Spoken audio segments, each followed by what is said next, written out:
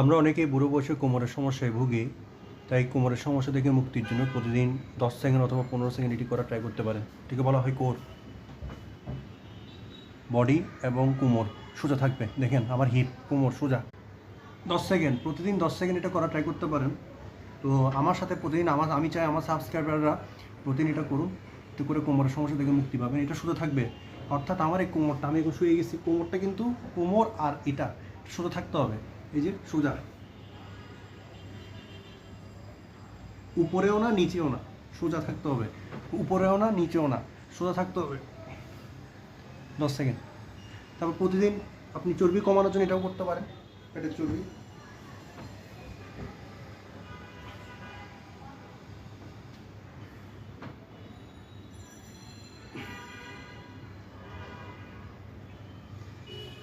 এটা করে আপনার পেটে